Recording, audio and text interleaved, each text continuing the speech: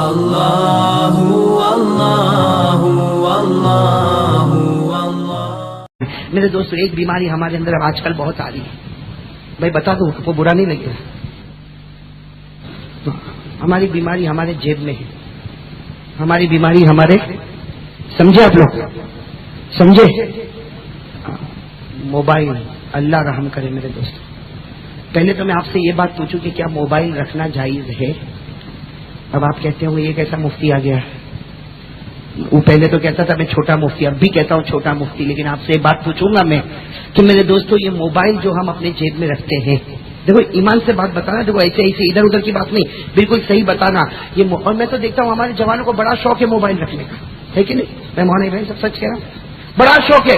8 سال کا بیٹا، 9 سال کا لڑکا، 10 سال کا لڑکا، بڑا جوان 15 16 18 سال، اور روزانہ موبائل بدلتا، کبھی 15,000، کبھی 16,000، کبھی 22,000، کبھی یہ پیس کبھی وہ پیس۔ اللہ اکبر، یہ موبائل رکھنے کی ضرورت کیا؟ اور جہاں دیکھے گا 4-5 آدمی ہے تو جلدی سے موبائل سے بات کرے گا۔ میں کہتا ہوں بھائی تو جبرائیل سے بات کرتا، سمجھتا کہ موبائل رکھا تو جیسے جنت کا ایک حصہ مل گیا، اور پھر رات کو بیٹھ کے بتائے گا کہ دیکھ میرا یہ ماڈل کا، تیرا وہ ماڈل کا۔ اللہ کے بندے، پہلے مجھے یہ بتا کہ موبائل رکھنا جائز ہے یا ناجائز ہے؟ 16 17 18 20 24 ہزار کے موبائل رکھنا جائز ہے یا ناجائز ہے؟ میں آپ کو فتوے کا جواب دوں، مانو گے تو دے دو بھائی، مانو گے؟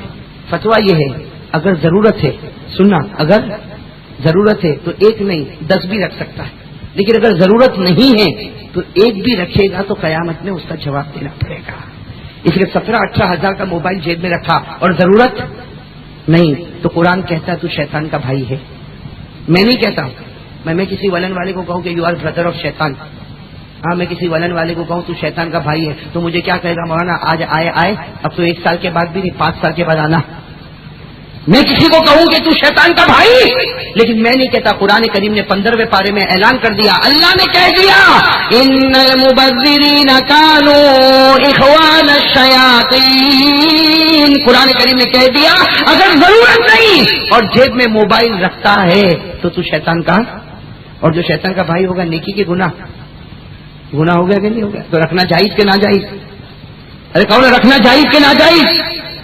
اچھا اب آپ لوگ بتاؤ کہ آپ لوگ جو جیب میں موبائل رکھتے ہو، میں نے پہلے ہی فتوا دے دیا اگر ضرورت ہے تو 1 نہیں 10 رکھ لیں، اور اگر ضرورت نہیں ہے تو 1 موبائل کا رکھنا بھی حرام ہوگا میرے دوستو۔ اور ہم خود سوچے کہ مجھے ضرورت ہے یا، اس لیے کہ میں جہاں تک سمجھتا ہوں ہمارے گجرات کے بہت سے جوان، اللہ ہدایت دے، نہ دنیا کے ہیں نہ دین کے ہیں، بہت سے میرے گاؤں کے۔ بھائی میں آپ ہی کے گاؤں کا، اس لیے میں نے کہا تھا بھائی کڑوا مت مانگنا میرے دوستوں۔ میرے ولن گاؤں کے بہت سے جوان 80% میرے دوستوں جوان ایسے ہیں جو صبح سے لے کر شام سے لے کر رات سے لے کر صبح 1 روپیہ کماتا نہیں اور کوئی دین کا کام کرتا۔ صبح 10 بجے بھائی کی صبح ہوئی، اچھے کپڑے پہنا، اچھے کپڑے پہنا، اور اس کے بعد میں ادھر ادھر موٹر سائیکل پر گیا، عورتوں کو چھیڑا، لڑکیوں کو چھیڑا، شام کو کرکٹ کے میدان میں گیا، رات کو 1 بجے تک ڈھیبل کی اور رات کو سو گیا۔ یہ میری صبح، یہ میری شام۔ میرے دوستو جب ماں اور باپ کو ایک سوکھی روٹی کا ٹکڑا لا کے نہیں دے سکتا، معلوم ہوا تو دنیا کے کام کا اور دین کے کام کا بھی نہیں۔ کوئی آپ کو فتوا پوچھتا ہے موبائل پر؟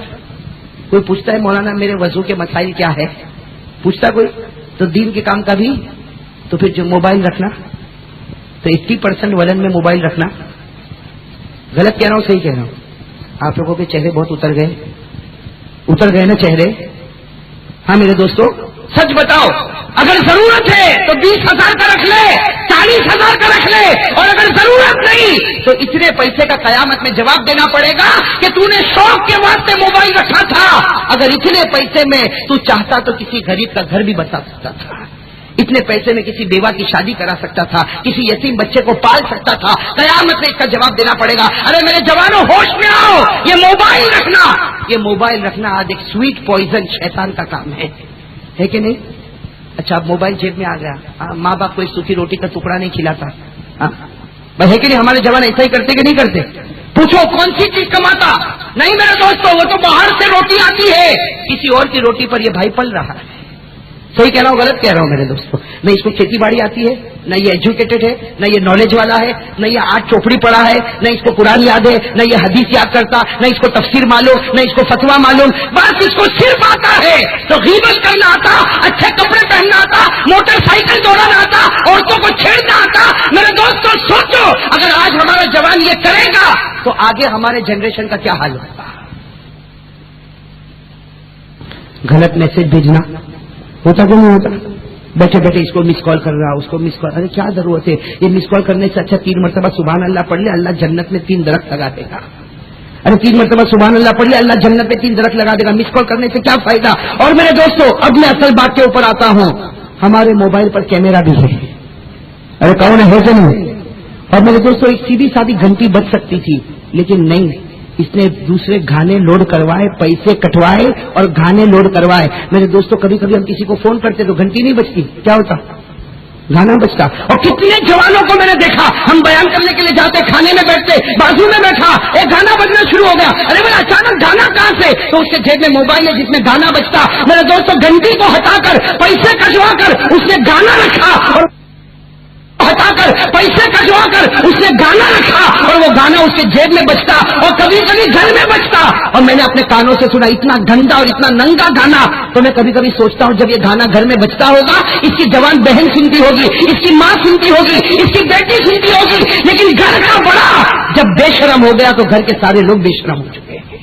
اور ہمارے نبی نے فرمایا جب تو بے شرمی پر آئے گا تو اللہ تیرے ایمان کو چھین لے گا. بھائی ہمارے نبی نے فرمایا جب تو بے شرم ہو جائے گا تو اللہ تیرے ایمان کو, اور ہے کہ نہیں بھائی, یہ بے شرمی ہو رہی کہ نہیں ہو رہی جیب میں, سچ کہو بھائی, ہو رہی کہ نہیں ہو رہی.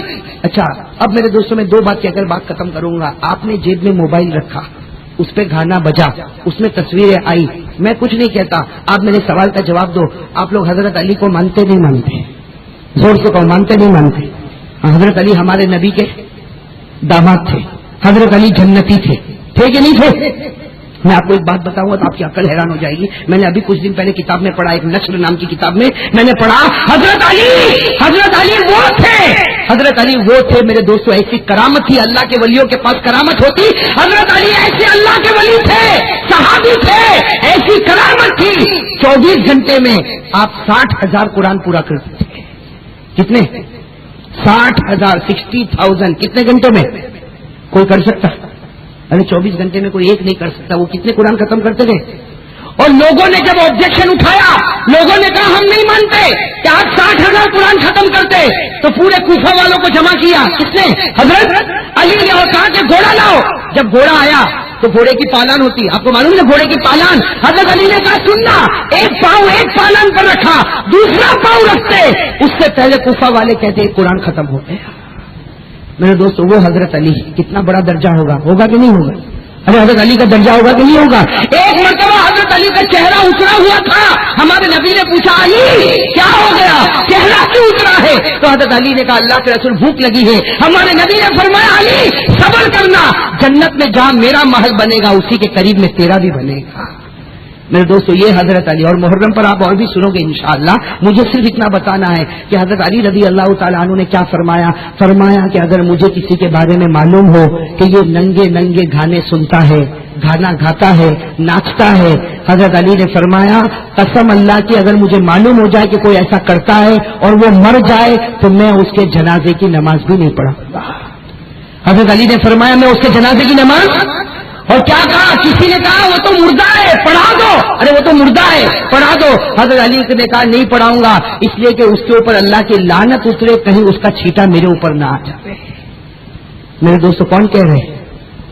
اور ابھی ایک بات میں نے ابھی آپ سے کہی تھی, پیران پیر شیخ عبد القادر, کبھی موقع رہے گا تو انشاءاللہ ہم انہیں پر بیان کریں گے. سنو گے نا آپ لوگ؟ پیران پیر شیخ عبد القادر جیلانی پر ہم 2 گھنٹے تک بیان کریں گے انشاءاللہ. لیکن آج میں صرف ایک بات بتا دوں, پیران پیر شیخ عبد القادر جیلانی رحمۃ اللہ علیہ کیا فرماتے اگر مجھے کسی کے بارے میں معلوم ہو جائے, پیران پیر شیخ عبد القادر جیلانی فرماتے مجھے کسی کے بارے میں معلوم ہو جائے یہ ناچتا ہے, یہ گاتا ہے, یہ گندے گندے گانے سنتا ہے, حضرت پیران پیر فرماتے اگر مجھے معلوم ہو جائے تو میں اس کو کہوں گا بھائی ٹھہر جا, اخاف علیک زوال الایمان, مجھے ڈر ہے کہ موت کے وقت تجھے کلمہ نصیب نہیں ہوگا. میرے دوستو یہ بڑے بڑوں کی باتیں میں آپ کو سنا رہا ہوں, بھائی میرے اپنے گھر کی بات نہیں. اس لیے آج میں آپ سے بھی کہوں گا, میری ماں بہنوں سے بھی کہوں گا, بھائی اللہ کے واسطے اب دین پر آنے کی کوشش کریں گے انشاءاللہ. میرے جوانوں جو زندگی ہم گزار رہے ہیں, میں صحیح کہہ رہا ہوں, جو زندگی میں اور آپ گزار رہے ہیں یہ زندگی شریعت کے مطابق نہیں.